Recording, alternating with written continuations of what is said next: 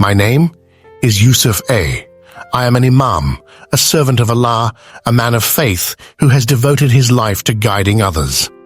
For years, I stood as a pillar in my community, offering wisdom, comfort, and support to those who sought me out. Moving to this country was meant to be an opportunity to bring the light of Islam to new horizons. My family and I embraced this journey with hope, believing it was part of Allah's plan. But life, as I knew it, was about to take a turn I never saw coming. For decades, my days revolved around the mosque and the teachings of the Quran. From dawn to dusk, I prayed, counseled, and delivered sermons, reminding my congregation of Allah's mercy and justice. People came to me with their struggles, their doubts, and their fears, and I reminded them of the strength found in unwavering faith. My own faith felt unshakable, or so I thought.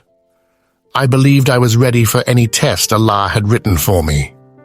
That belief was about to be tested in a way I never imagined. The year I turned 67, I began experiencing sharp abdominal pains. At first, I dismissed them as nothing more than indigestion. When the pain worsened, my wife insisted I see a doctor. I hesitated but eventually agreed, thinking it was just a minor issue. Weeks of tests, scans, and consultations led to a diagnosis that shook my world. I had stage 4 stomach cancer. The words felt like a death sentence.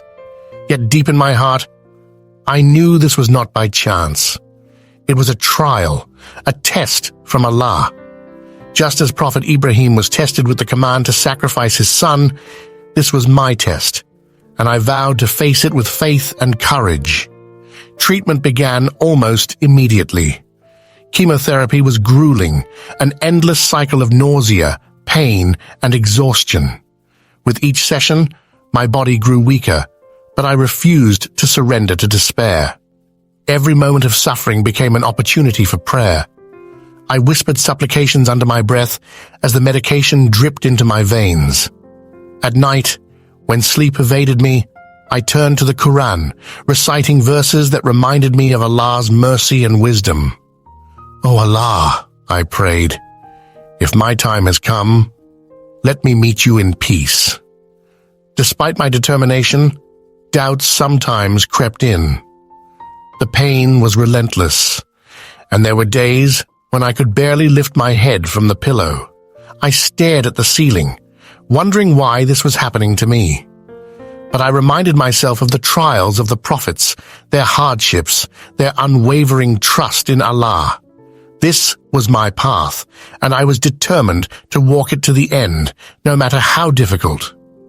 One evening, after an especially grueling chemotherapy session, I returned home feeling more drained than ever before. I sat in my chair, and a strange tightness began to form in my chest.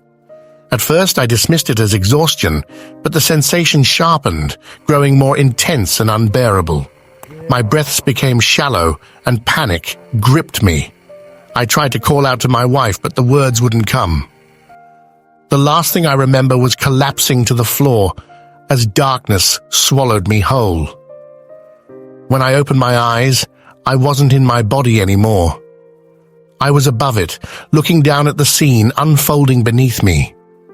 My wife stood frozen, hands clasped over her mouth, tears streaming down her face. Paramedics had arrived, working urgently to revive me, their hands pressing firmly against my chest. I should have been terrified, but instead, a strange calm washed over me. How was I here, watching all of this? Shouldn't everything have ended when my heart stopped? I tried to speak, to let them know I was still here, but no sound came out. I was a silent observer, floating above the chaos.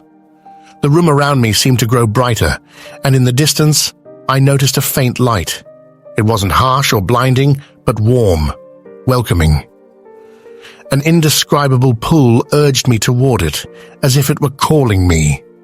The scene below began to fade, and for a fleeting moment, all the pain, fear, and confusion dissolved. But this was only the beginning. What lay ahead would challenge everything I thought I knew about life, death, and the truth I had spent my entire life preaching. Hovering above my lifeless body, everything felt surreal. The paramedics worked frantically, their voices urgent, but their words sounded distant, muffled, like I was hearing them through water. My wife's sobs cut through the noise, raw and desperate. I longed to comfort her, to tell her I was still here, watching. But no matter how much I willed it, my voice wouldn't reach her.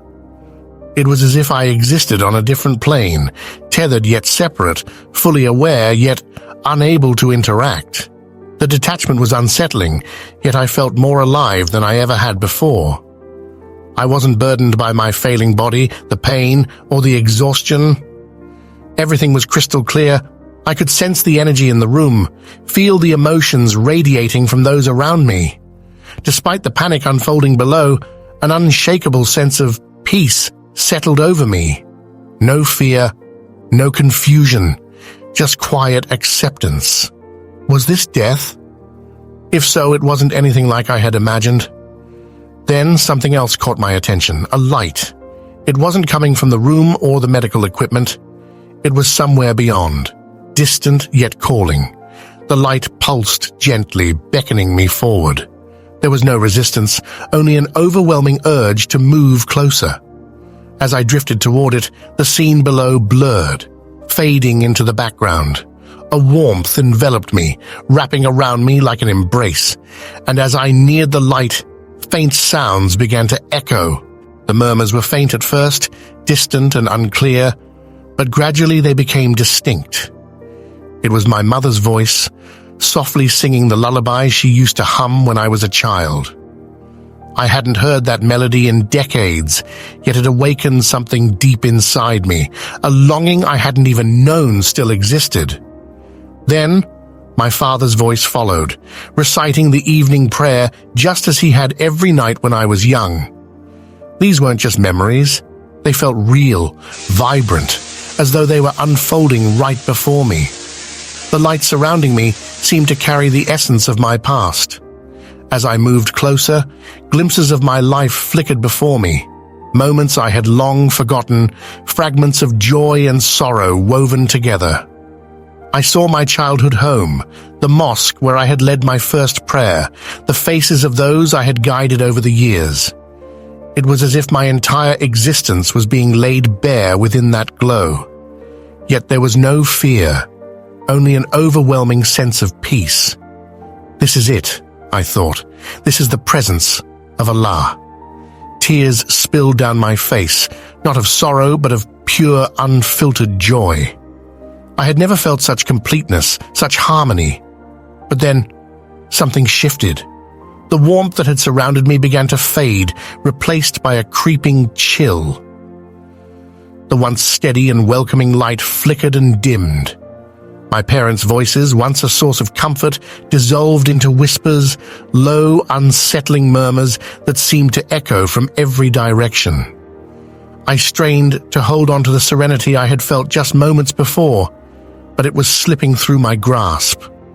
The world around me began to transform. The golden glow disappeared, replaced by a dull gray haze. The soft ground beneath my feet hardened into something cold and unyielding. I looked around and saw trees, but they were not the lush green trees of paradise. These were gnarled and blackened, their twisted branches lifeless. The air grew thick with the stench of decay, each breath becoming a struggle. Then the sounds came. At first they were faint moans, distant and almost imperceptible, but they grew louder, more anguished, cries of suffering that pierced the air, men, women, even children wailing in agony. The sounds didn't just fill the space around me, they seeped into my very being, weighing on my soul with an unbearable sorrow. I wanted to turn away, to block out the torment, but I couldn't. And then, amidst the rising cries, a single voice shattered everything. A woman's scream, raw, desperate. Something about it struck me like a knife. And when I realized why, my heart splintered. It was my mother's voice. But she was not singing a lullaby now. She was pleading, crying out for mercy. "No." I tried to whisper, but no sound left my lips. The darkness around me thickened, pressing in. It wasn't just the absence of light, it was something more. The darkness felt alive, coiling around me like a suffocating shroud. It pressed against my chest, tightening its grip until every breath became a struggle. Panic surged through me. I wanted to scream, to run, but there was no escape. Then, cutting through the oppressive silence, a voice spoke. Unlike the eerie whispers that had surrounded me before, this voice was deep, commanding, and resonated through my very being. "Yusuf A," it called. "The truth will now be unveiled." A chill ran down my spine. The voice wasn't filled with anger, yet it carried a weight so immense that it made me feel insignificant. Though I couldn't fully grasp its meaning, I understood one thing. Whatever was about to happen would change everything. This was no longer a place of solace. It was a place of judgment, and I was trapped at its heart. The darkness thickened, swallowing everything in sight. There was no ground beneath me, no sky above, only an endless void that wrapped around me like a crushing force. The air trembled with agonized cries, not mere sounds but raw suffering, each wail carrying unbearable despair that burrowed into my soul. The stench of decay clung to the air, and every breath burned like swallowing embers and ash. I shut my eyes, hoping to block it all out, but the horror was relentless. As I drifted, or perhaps was dragged, through this forsaken expanse, shapes began to form within the darkness. Twisted figures emerged, their bodies grotesque and tormented, their faces frozen in expressions of ceaseless agony. Hands clawed desperately at the empty space, reaching for salvation that would never come. Their cries tore through me, their suffering more than just visible. It was something I could feel, an unbearable weight pressing into my very soul. Men, women, children, all lost in this abyss, locked in torment without end. I wanted to reach out to offer help, but an unseen force kept me rooted in place. And then, amidst the chaos, I saw it, a throne. It loomed above the desolation, towering and ominous, its surface adorned with intricate shifting carvings that seemed almost alive, writhing in the flickering gloom. It was both awe-inspiring and terrifying, exuding a power so immense that merely looking at it filled me with dread. This was no seat of mercy. It was a monument to despair. Seated upon the throne was a figure bound in thick, heavy chains. The iron shackles coiled around their wrists and ankles, pulling them downward with crushing weight. Their head hung low, their posture one of utter defeat. Fear gripped my heart, yet I couldn't look away. Who was this prisoner? Why were they here? Slowly, the figure raised their head, and my breath caught in my throat. I knew that face. I had spoken of him countless times, told his story in my sermons, the tale of hardship, perseverance, and forgiveness that had inspired so many. But now, his eyes held only sorrow, his expression burdened with unbearable grief. It was Prophet Yusuf. "No," I whispered, my voice barely audible. The sound barely registered in this place. This couldn't be real. It was impossible. Prophet Yusuf's eyes locked onto mine, and an immense wave of grief crashed over me. It wasn't just his sorrow. It was mine, magnified, and thrown back at me. His lips moved, but no sound emerged. I wanted to shout, to demand an explanation, but my body refused to respond. I stood there, frozen, crushed under the weight of what I was witnessing. This had to be a mistake. He didn't belong here. He was a prophet, a chosen one. How could he be trapped in a place of such suffering? Questions spiraled in my mind, each more agonizing than the last. Had I misunderstood everything? Had my beliefs been flawed all along? Then that voice returned, the same deep, resounding voice that had called out to me before. "Yusuf A," it said. "Do you see now? Do you understand?" "No!" I shouted, my voice finally breaking free. "I don't understand. Why is he here? Why am I here? This isn't how it was supposed to be." The voice didn't respond. Instead, the darkness around me stirred. Visions materialized, shifting like mist before sharpening into vivid memories. I saw myself, moments when I had preached about faith, offered comfort to those in need, spoken of salvation. But then, the scenes changed. I was shown times I had long since buried, moments when doubt had crept into my heart, when uncertainty had chipped away at the very truths I had taught. Those doubts, once fleeting, now stood before me as undeniable realities. "Why is this happening?" I asked, my voice unsteady. "I dedicated my life to you. I served you. Why am I being shown this?" The voice came again, quieter now, yet no less commanding. "You have always sought the truth, Yusuf A. But have you truly found it? Have you truly known me?" The words struck me like a bolt of lightning. Of course, I knew Allah. I had devoted my entire existence to Him. But as the question echoed in my mind, a terrifying realization took hold. Had I ever truly asked myself who He was? Had I ever truly understood what it meant to know Him? The doubts I had ignored for so long now clawed their way to the surface, shaking the foundation of everything I had believed. Desperation gripped me as I turned back to Prophet Yusuf, searching for answers. But his gaze remained steady, filled with the same sorrow that now consumed me. Tears streamed down my face as I collapsed to my knees, overwhelmed. "Why won't you speak?" I cried. "Why won't you tell me what this means?" Silence. Only silence. And the suffocating darkness that surrounded me. My faith, once unshakable, now felt fragile, uncertain. Everything I had believed, everything I had preached, was unraveling. And I had never felt more alone. A place where even the prophets had endured suffering. There I knelt, shattered and lost.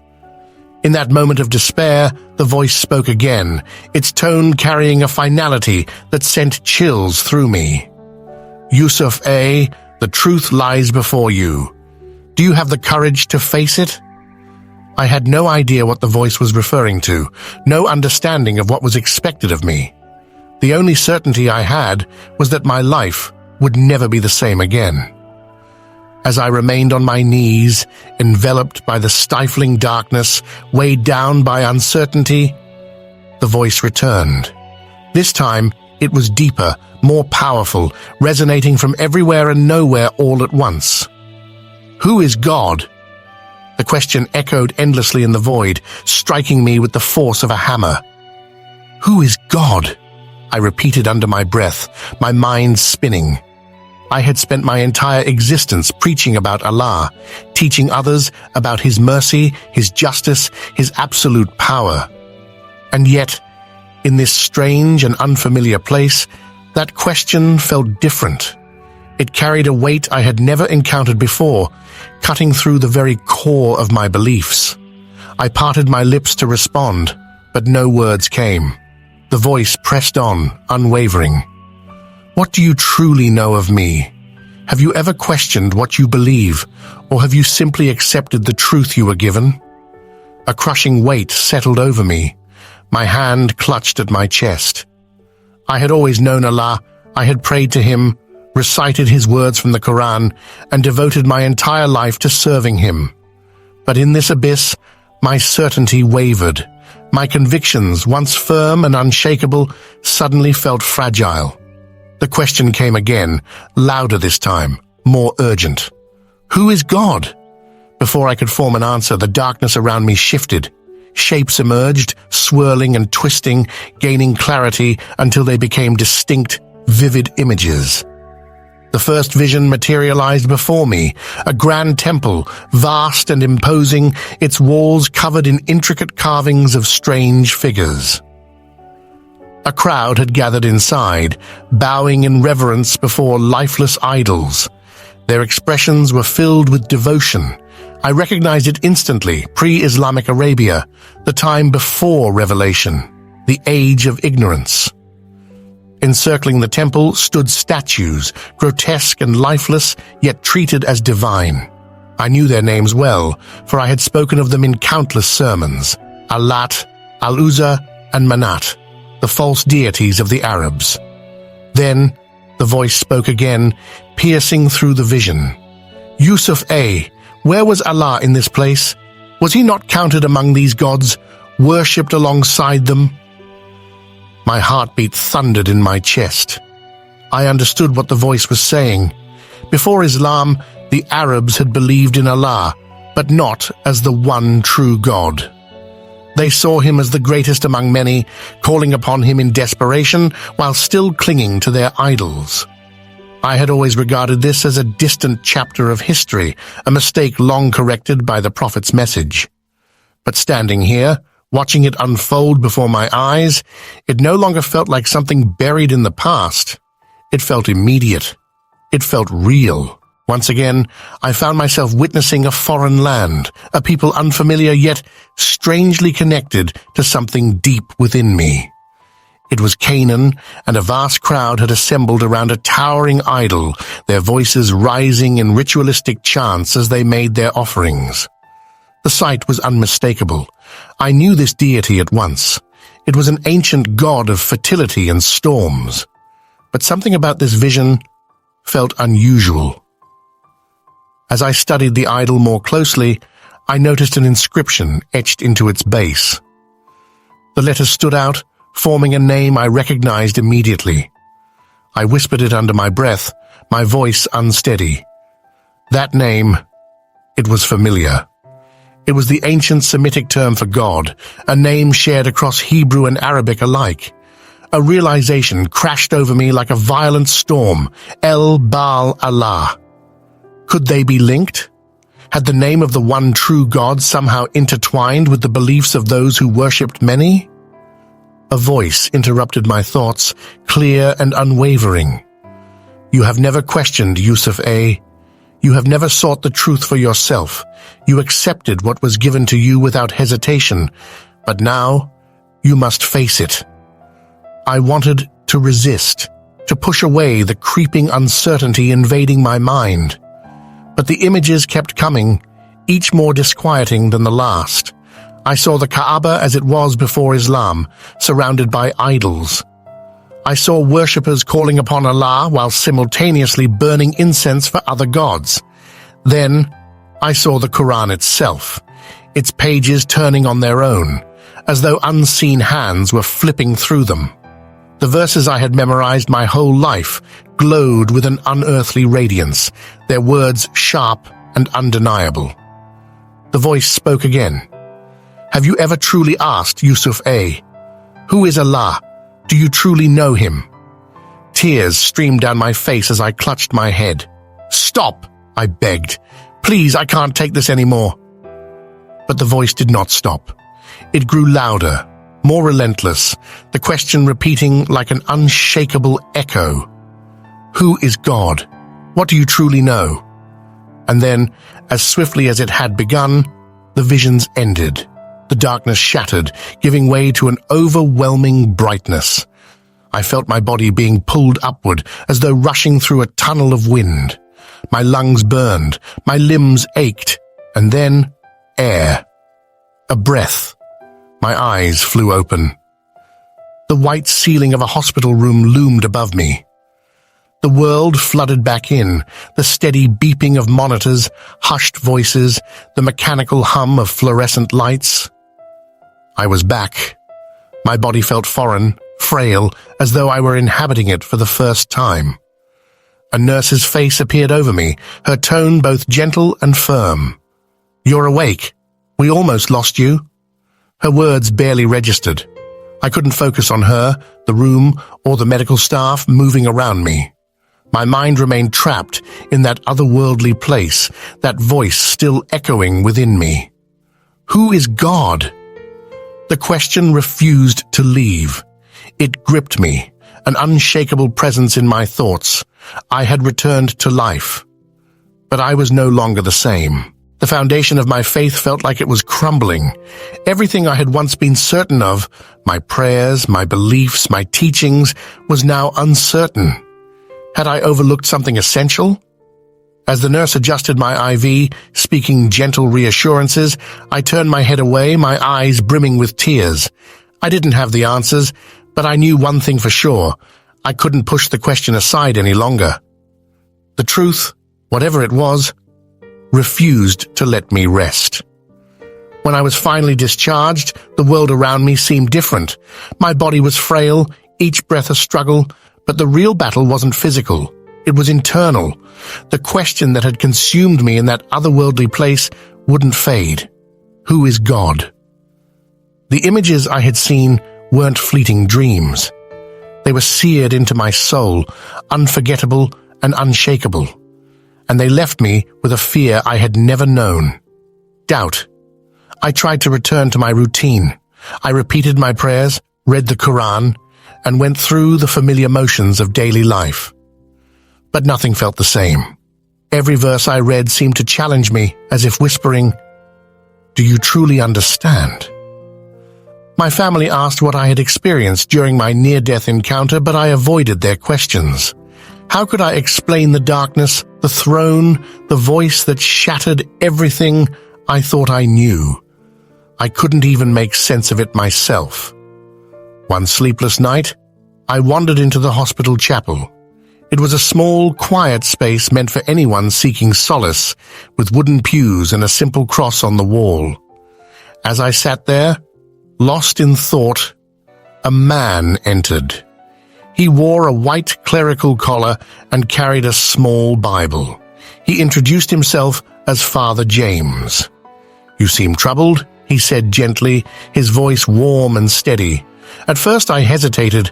What could a priest possibly understand about my turmoil? But there was something about him, his quiet patience, his willingness to simply be present, that made me lower my guard. Before I even realized it, the words spilled out. I told him everything. My illness, the visions, the relentless questions that now consumed me. He didn't interrupt. He didn't judge. He just listened. And when I finished, he spoke softly. "You've been given a glimpse of something profound. Many who come close to death find themselves questioning what they once believed. The important thing is to seek the truth, even when it's difficult." His words struck something deep within me. For so long, I had taught others to hold on to their faith, yet here I was, struggling to do the same. Father James offered to meet with me regularly to talk through my questions. I hesitated at first. Was I really ready for this? But my need for answers was stronger than my pride. As our conversations unfolded, I began to see things in a way I never had before. He introduced me to the teachings of Jesus, the concept of grace, and a forgiveness deeper than anything I had ever imagined. As he read aloud from the Bible, one passage in particular struck me to my core. "I am the way, the truth, and the life. No one comes to the Father except through me." Those words resonated in a way I couldn't ignore. Was this the answer I had been searching for? Not long after, the dreams started. Every night, I saw the throne again. But this time, the figure upon it, the prophet, was no longer shackled. He stood tall, his expression filled not with sorrow, but with quiet, unshaken resolve. Each night, he spoke the same command. "Go seek the truth." His voice was steady, urgent, and impossible to dismiss. The dreams left me shaken, yet determined. I couldn't keep running from the path before me. Weeks of deep prayer, reflection, and long conversations with Father James led me to a decision that would alter my life forever. I chose to be baptized. It was not a choice made lightly. I understood what it would cost me, my ties to family, my standing in the community, the life I had always known. But in my heart, there was an unshakable peace telling me this was right. The day of my baptism was unlike anything I had ever experienced. As the water flowed over me, I felt something lift, as if unseen chains, ones that had bound me in my dreams and in my spirit, were finally shattered. For the first time, I knew what true freedom felt like. The weight of fear, doubt, and my past mistakes dissolved with the water. Tears streamed down my face, but they weren't born of sorrow. They were tears of overwhelming joy and gratitude. Then, something extraordinary happened. The illness that had been ravaging my body started to fade. My doctors were stunned, unable to explain the sudden dramatic improvement. But I understood. I knew exactly who had healed me. Each morning, I opened the Bible and knelt in prayer. My words were no longer filled with desperation. Instead, they overflowed with gratitude. My journey was not without hardship. My family struggled with my transformation, and my daughter, in particular, was devastated. She felt betrayed, accusing me of abandoning my faith, of turning my back on everything I had once stood for. It was painful beyond words. But I knew I had stepped onto a path of truth, and I prayed she would one day understand. With time, some wounds began to heal, though others remained open. Even so, the fear of being alone no longer haunted me. I had found something far greater. Today, I share my story not to persuade anyone, but to bear witness to the power of transformation when we open our hearts to seek the truth. My life is living proof of grace, redemption, and the boundless strength of faith. I don't claim to have all the answers, but I do know this. What I have now, the peace that fills my soul, the joy that carries me through each day, it is unlike anything I have ever known. Everything I've ever experienced pales in comparison. If you've stayed with me until now, I truly appreciate you listening to my story. If it has moved you in any way, don't forget to like, share, and subscribe to our channel for more powerful stories of faith and transformation. Explore our other videos for more uplifting journeys, and always remember, seeking the truth is always worthwhile.